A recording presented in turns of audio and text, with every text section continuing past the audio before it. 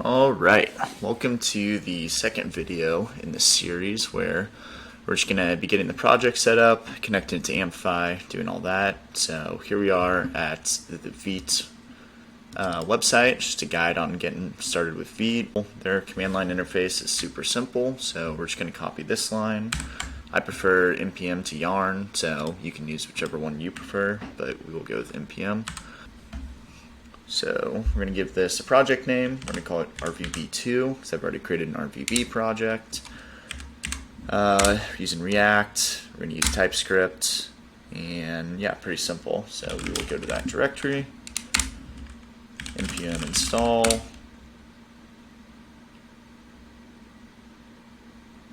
and npm run dev. Cool, so it should be hosted. And yep, we got a Vite plus React app, plus TypeScript, of course, so pretty simple. We're going to go over some AWS stuff now. So the first thing we're going to go over, here's this kind of throwaway AWS account I have. Don't worry about the name, don't worry about the access key and the secret access key. I'm going to delete those as soon as I'm done recording this video. But this is actually what we're going to generate so that you know how to do that. Basically, we just want to connect VS Code to our AWS account so that we can make development super easy.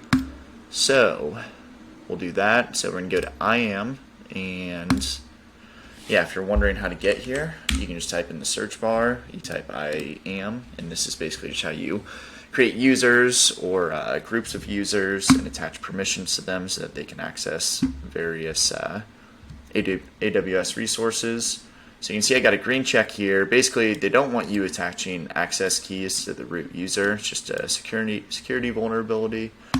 If you do it, I won't tell anyone. You're not going to get in trouble. And as long as you're super secure about it, it would actually be fine. But I have had my AWS account hacked before, so I would say it's certainly worth worrying about. And if you're going to have any sort of user that's going to access this console here, you're probably going to want to enable multi-factor authentication, but that's not going to be the case for the user we're about to generate, so yeah, we won't worry about multi-factor.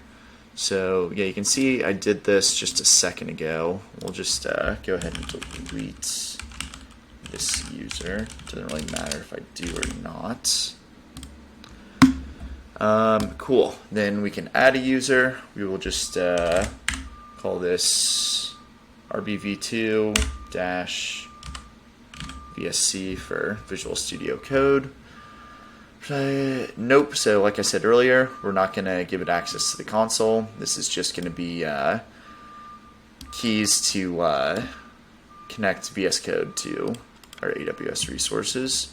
We're just going to attach the policies directly, and you could probably get away with just this administrator access for Amplify. We might access other resources outside of strictly Amplify later on, so we're going to do administrator access. We just want to click next there. We can add a tag. I usually try to do this for any resources I provision, add a project, RVB. This just means, this just helps if you're trying to delete all the resources in a project later on. You can just filter by the project tag, and as long as you were smart about setting those up, should be super easy to find. So users, click on this guy, security credentials, there we go. Assign, create access keys. So we are going to, this can be command line interface, because that's all VS Code's really doing, is connecting via CLI. It recommends alternatives. It doesn't matter. Access keys should be plenty secure as long as you keep them secure. So description tag value. Now we'll skip that. Okay, cool. So we're going to get an access key and a secret access key. And now what I want you to do, so make sure that you go to your extensions and you type in AWS. And make sure you have the one from Amazon Web Services themselves, and you're just going to install that. And basically what that's going to allow you to do, you might have to restart VS Code to make these changes take effect, I'm not sure. But you can click down here in sort of the bottom left, and you can choose different profiles. It's pretty easy to add profiles. You're just going to click that Edit Credentials button. And if you want a new profile, so that's the access key we just copied. So we'll go here. We're going to call this profile RVB and just do it exactly as I'm doing. You're going to give it a secret key as well. So, oops. Yeah, not too complicated. Yes, basically we just add the access key ID. We're going to go back here and get this secret access key. We're going to copy, we're going to paste it. Boom, boom. All right. And we also open up this config right here. This is just going to give you sort of some default options. We're just going to copy what we have from this other random account that I was playing around with earlier. Cool. And then all we have to do is exit out of those, and they should be saved. So now we can go down here, and you'll see that we have the option to use this RVB profile that we just started. There's an X here because it hasn't connected. All you have to do is click on it. It's authenticating using those access key and secret access key that we just used. Hopefully it doesn't take too long.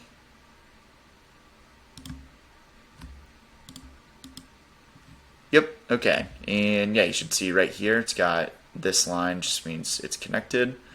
So that's great. We're going to open up another terminal here. So we still have this application running.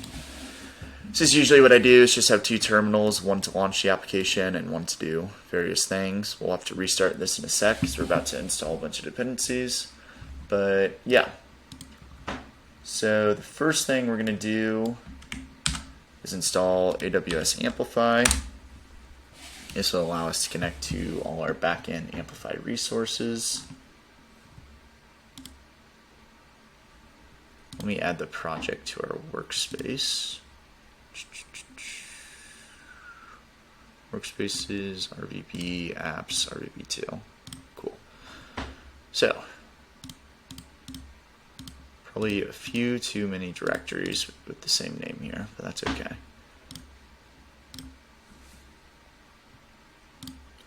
So let's go to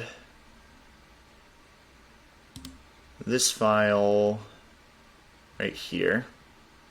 We're going to delete all of that. Alright, so yeah, we deleted a lot of content just from the entry point to the application. So let's just we'll come back to this actually. So just do an H1 here, H1, hi. And let's get rid of some of these imports we're not using anymore.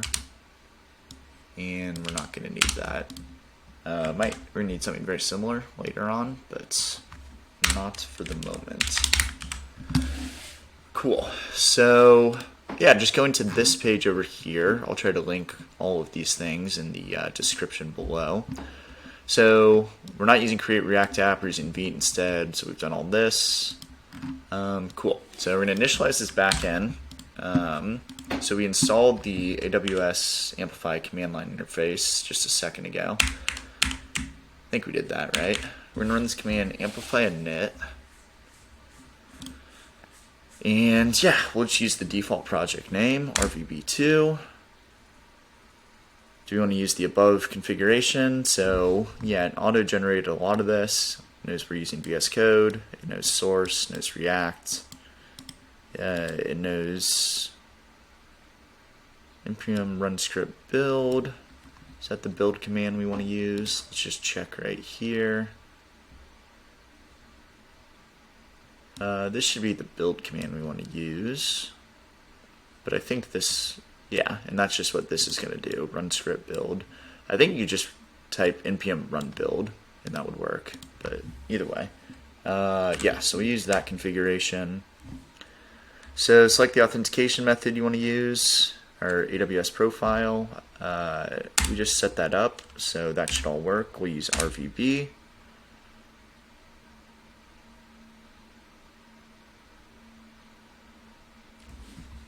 Let's go back to this page, see what else we need to maybe do here in a sec.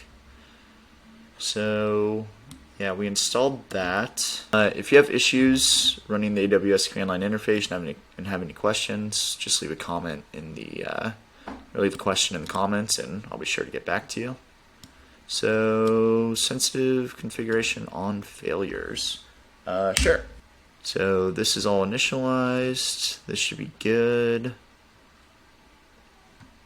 Yeah, and so we'll go through all these commands in a later video. For now, we're just going to install some of the other dependencies and get going. So we're going to Material UI. That's going to be, like I said in the previous video, kind of some of our components, icons, and theming is what this is all going to handle. And that should be great. So that is good to go. We're also going to use some of these other libraries. We're going to use React Router for navigation. Alright, so we just installed React Router. We're also going to use Recharts. This is what I actually want to copy. So npm install Recharts. And the last one, we're going to use, okay, no auto copy, that's okay. useHooks TS. And yeah, so if you're new to React or the JavaScript ecosystem, basically what this is doing is just installing a lot of dependencies into our project. You can come into this package.json and get a lot of information about your project. So yeah, so you can see React, obviously we're using the React project. We've configured AWS Amplify, and that should all work. React DOM just kind of comes with React. React Router DOM, same thing. So Recharts, we just installed, and useHooks Typescript, we just installed. Cool, so we can restart our project and make sure that nothing broke while we installed all these dependencies. And you can see that there, that nothing broke. We're still doing that, so yeah, let's go back to setting up this front end and getting Amplify connected from the front end to the back end. So yeah, that was this page here. So we've done all this. We've initialized Amplify. We've installed Amplify, that's for sure. So we can do this at the root of our project. And hopefully it will work. So I think here is where we're going to want to do that.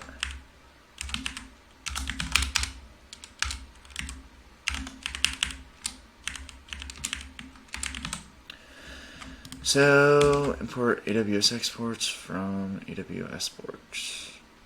Why don't we just do this? Not working. It's a TypeScript issue. So there's a few ways to get around this. You could just rename this to a TypeScript file, and that should clean it up. Yeah. Oops. So you could do that and then just import it as a TypeScript file, and that works. The issue, okay, yeah, that should work. The issue with this approach is you're going to be running this amplify pull command down in the command line interface, and every time you do that, it's going to pull in a new aws-exports.js file. It's not going to realize that we want it to be a TypeScript file. At least that was my experience. There could be a way to get around it. So instead of doing that, there's sort of a hacky workaround that works just as well. So we're going to keep that as a JS file. Okay, got it. So basically what we need to do, and I just found this through a Google search, I've included a link that you guys can go to if you have more questions about this. But all you really need to know is that we need basically a TypeScript file for this AWS exports that explains some of the type information. So I'm going to do that. I'm just going to copy this, use this exact same name. It's going to be aws-exports.d.ts. So new file, aws-exports.d.ts. Perfect. and paste that exactly the way it is. I'll include a link over here. If you have more questions, just yeah, go to this link. It'll explain sort of the issue and how to fix it, and then include this link in this d.ts file, and then you'll never forget that you'll have to do it for any of your future projects, even though I did. We got around it. So, did that get rid of the error? No. All right, let me pause again. All right, so I think we fixed the issue, actually. It was kind of weird. Basically, I was still getting this VS Code type hint error. I added .js to the end of this import. It went away. Then I removed .js, and we're not getting the issue anymore. So, I don't know. I think just some weird caching issue or something going on with VS Code. It doesn't matter. This should all be set up. I'm just going to change this to config and config. I prefer that. So I guess we can talk a little bit about this AWS exports file. So kind of what's going on. You can see it's pretty empty now. We don't have much actually pushed up to the cloud yet. We haven't run an amplify push command. But every time you make changes to your backend, basically what the general workflow is going to look like is you're going to run some sort of amplify command in the command line interface. Like it could be something like amplify add API. What this is going to do is edit your AWS exports file with information on what cloud changes are necessary to, in this case, add the API. And then that's not going to be pushed to the cloud yet. That will be pushed to the cloud when you run amplify push. And that's going to provision different resources in the cloud. If you had multiple developers working on a project, then if developer A pushed something, developer B could pull in those changes with amplify pull. But yeah, basically what's going on, you're making configuration changes through the command line interface to this AWS exports file. Those will not take effect in the cloud until you run amplify push, and then they will. You know, I was going to go over the create react app option, but I don't think we really need to do that. You should be able to find on the internet just a create react app example. And yeah, instead of running the Vite commands at the start, you're basically just going to run this command, and then installing all the dependencies can be exactly the same. And it shouldn't lead to any real issues for the rest of the project. So feel free to use any build tool you like. I showed you how to use Vite. I highly recommend Vite, but it doesn't really matter. Cool. I think we're going to wrap it up there. Thanks for watching. If anyone actually watched, I hope you did. And I hope you got something out of it. Cool. See you next time.